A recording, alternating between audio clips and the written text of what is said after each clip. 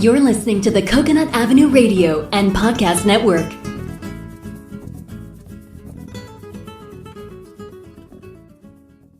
Welcome to Out There on the Edge of Everything, the show that examines, helps you understand, and effectively deal with the interesting edges of life. Broadcasting now from the virtual C344 studios overlooking the edge of Coconut Avenue is your host, award-winning and best-selling author, Dr. Stephen Lesavich. Hi, this is Dr. Stephen Lesavich out there on the edge of everything. This episode is entitled Interview with Dr. Jane Wright. Today, I'm very excited to be speaking again with Dr. Jane Wright, a board-certified orthodontist from Kenosha, Wisconsin, and author of a new children's book.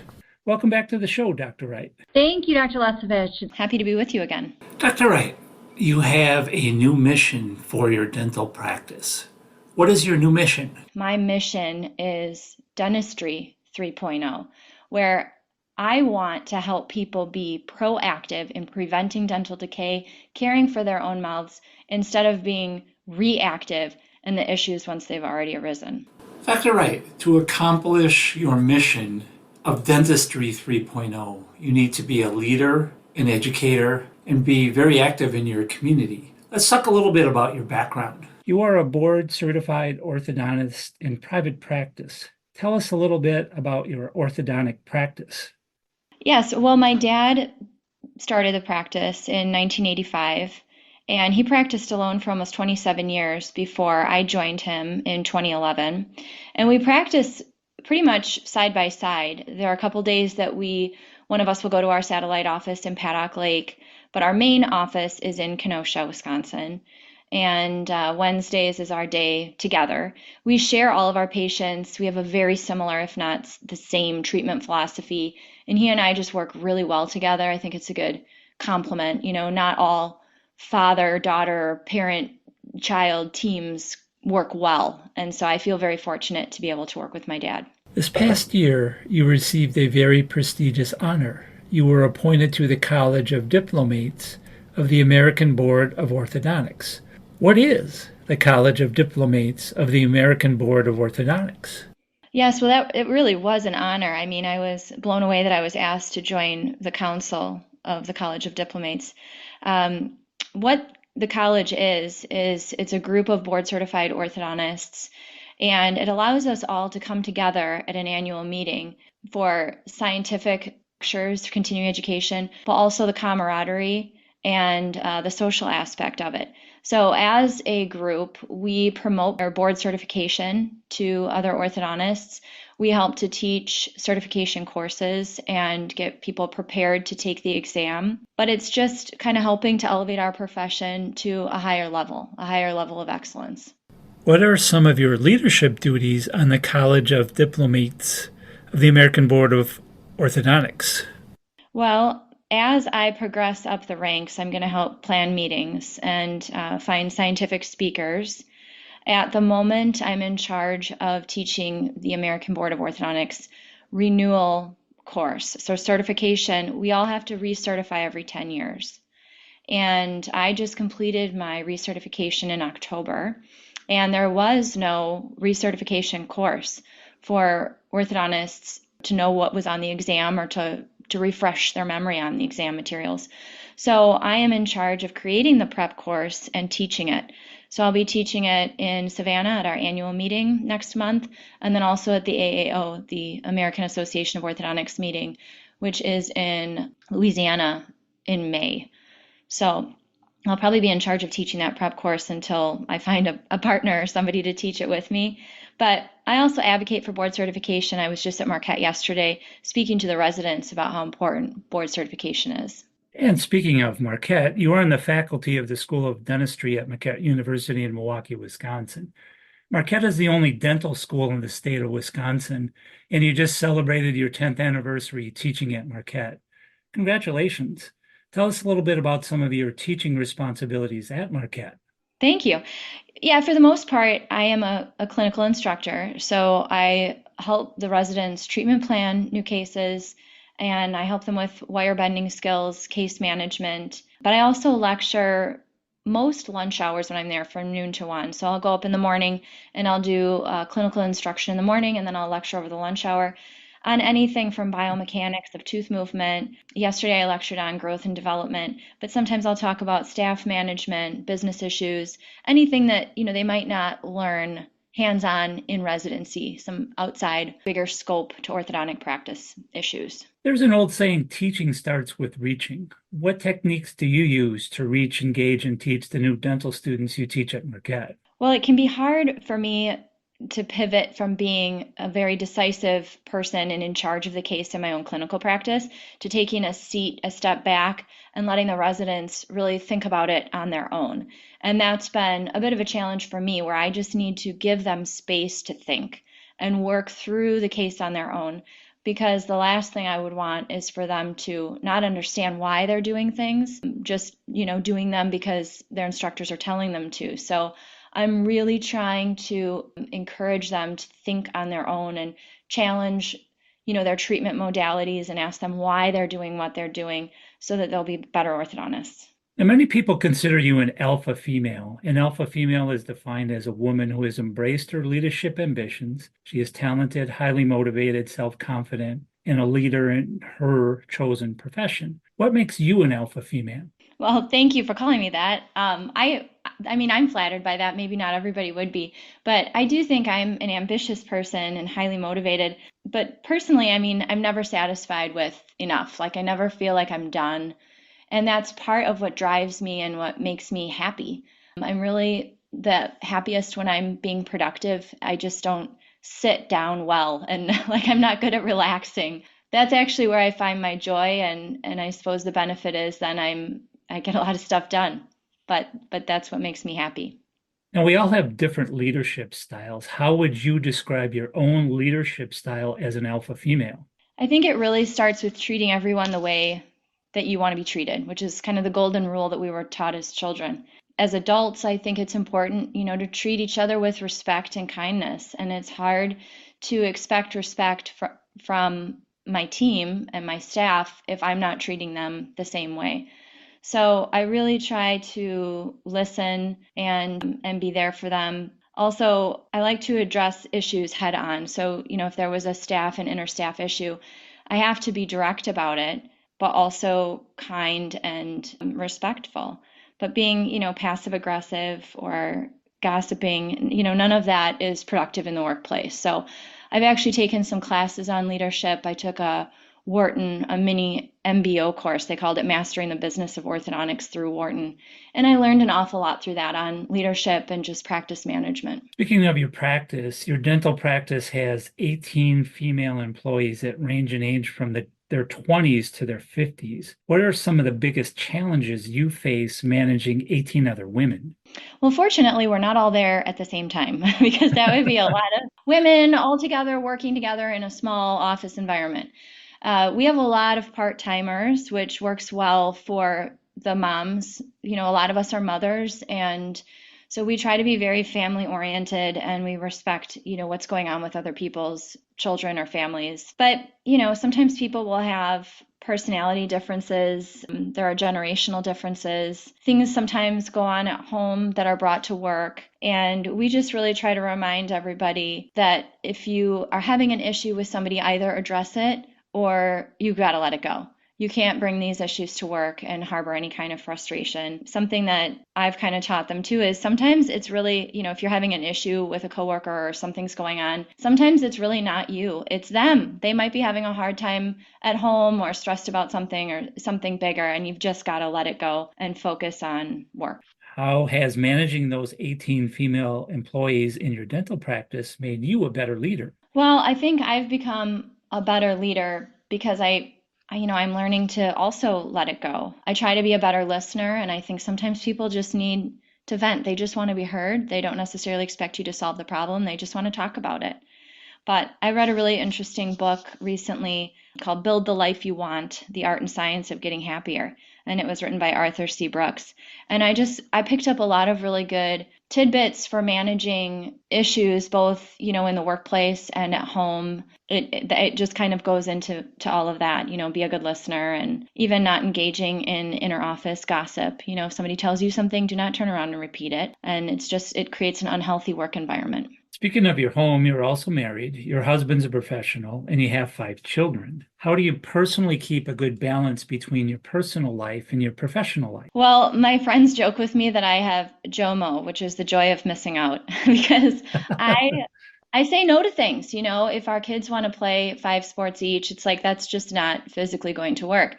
We place a big emphasis on our family time, and we try to make family dinners a priority, even if that means we're eating at 4 o'clock. Which actually it's probably healthier to eat earlier. We try to sit down, even if it's for 10, 15 minutes, and then the kids will go off to their activities or do homework. We really try to connect and not always be going a million miles an hour. And it's so easy to get caught up in that with what everyone else is doing. Everybody's on the travel soccer team or everybody's doing competitive baseball. And it's okay to say no to things and to prioritize, free time and playtime and family time. And so that's what we try to do. We try to have a nice balance between work and being together and relaxing. Other than eating at 4 p.m., describe a typical day in the Wright household. My alarm goes off at 5:30, and I have about a half an hour to get ready before I wake up the kids at 6. Then we have an hour of eating, packing school bags. I take them to school at 7. And then I continue on to work, and my husband does the same. He can work from home most days, but sometimes he has to go into the office as well.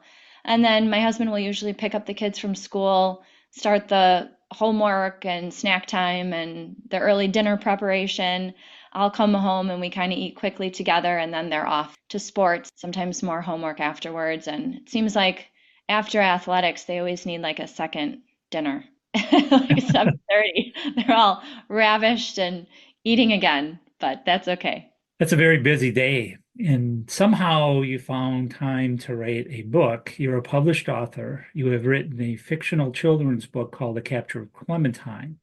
Now, the book is already in its 2nd edition and has achieved an international audience with international sales and has been nominated for several awards. What motivated you to write a children's book? I think it stems from my love to learn, because as I was mentioning, I always want to learn more, to do more, but I also love to teach. And I love to teach children and see that light bulb go on in their eyes, that like aha moment in their little child brains. So I think pairing dental health with education, and then, in the Clementine story, there's that dusting of magic. I love all things magical. So fun for me. Every time the tooth fairy comes to our house, it's a big deal. So I think combining my love of education and teaching, I love to write, and then adding in that magical tooth fairy element, this was like the perfect book. I felt like it was meant for me to put out there. The main character of the book is Clementine. Who is Clementine? Well, technically, Clementine is a tooth fairy. And according to this story, there are many tooth fairies, and she was assigned to this particular family in the book. But I also think she's probably my alter ego, because so much of what Clementine says in the book, I have said to my own patients and children many, many times before, which is where a lot of the dialogue actually came from. Now, your book has an international audience, and you have sold a significant number of copies outside the United States. Why do you think stories about the tooth fairy are so popular internationally? That's quite interesting to me as well. I was looking at my European sales stats and kind of wondering the same thing. But I mean, they have, for instance, we were in Scotland last year, and the unicorn is their national animal. And they have large statues of kelpies, which is also a magical creature, and everybody comes to visit the kelpies. And they have fairies. So I don't know, maybe it's a fun, magical story. There could be a pocket of dentists or orthodontists in Europe that are really enjoying it and distributing it to patients. So I'm not really quite sure how the sales have been going in Europe, but I'm excited about it. It's great. In your book, Clementine teaches good dental health and good nutrition. For all the parents listening to us today, at what age should a child make his or her first trip to the dentist? And why is it important to have even baby teeth checked by a dentist? That is a great question. I think that's the $1,000,000 question because all parents want to know, why does this even matter? Their baby teeth. But the general recommendation is by the age of 1, your child should see a pediatric dentist. And some general dentists will see children as well. But there are special techniques that pediatric dentists can use to help a child feel very comfortable. And that's kind of the goal in early childhood, is just to get the child used to somebody looking at their teeth, counting their teeth. It's not at all like an adult going to the dentist. They try to keep it really simple. But the dentist can also identify issues like if parents are giving their babies juice in a bottle regularly, there's something called bottle rot, which is where kids fall asleep with a juice-filled bottle, sometimes even milk in their mouth, and it causes rampant decay or rampant caries. So dentists can identify this in babies and sometimes at a young age to prevent further damage. So it's really about prevention. Now, you've done a number of book readings in the community in which you dress up as the Clementine character, wearing a yellow dress, a set of wings, and a pair of goggles, just like Clementine does in the book. And you mentioned earlier she may be your alter ego. How have the children responded to your book reading as the Clementine character? Oh, the kids absolutely love it. They genuinely pay attention to me when I'm reading a story. And I know, children's attention spans are short, and I feel like they're getting shorter and shorter as the years go on with social media. But I'm amazed and honored at how well I can hold children's attention when I'm fully dressed as Clementine reading this book.